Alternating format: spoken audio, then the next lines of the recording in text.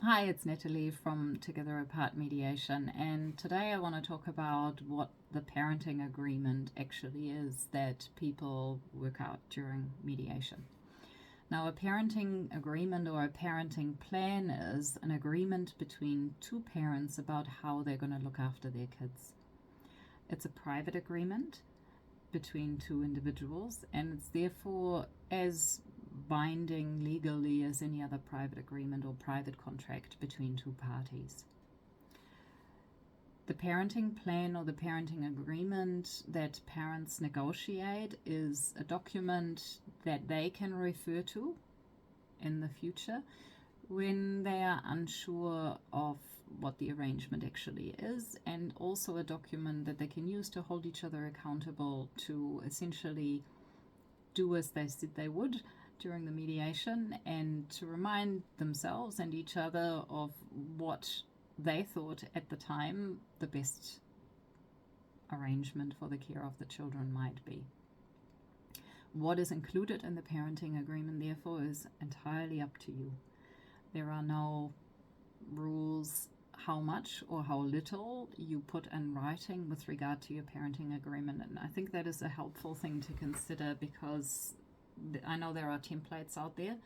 and I will put under this video a link to the Ministry of Justice website with a kind of a template document for a parenting agreement. But it is important to know that you don't need to include all those different aspects into your agreement.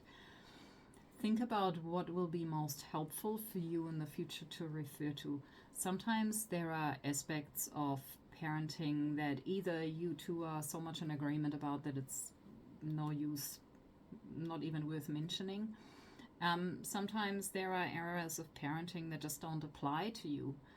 because maybe your child has already left kindy, so you don't need to talk about kindy pickups, for example, or maybe visits to extended family are not something that's going to happen because your family lives overseas. Common sense with regard to what to include and what not to include, and what is going to be most helpful for you to obtain clarity about, right? So when we do parenting agreements, sometimes they are 5 pages long, and sometimes they only have 1 or 2 items on them, which are the 2 items that the parents want to make sure are written in stone or written in their agreement, and everything else they'll work out as they go. It is completely flexible, and whatever is most helpful for you. It's important to know that because of the nature of the parenting agreement being a private agreement, that the enforceability of the agreement is limited, which means that if you were to take action against the other party on the basis of your agreement, you would have to make an application to the court at that particular point, who would then look at your agreement,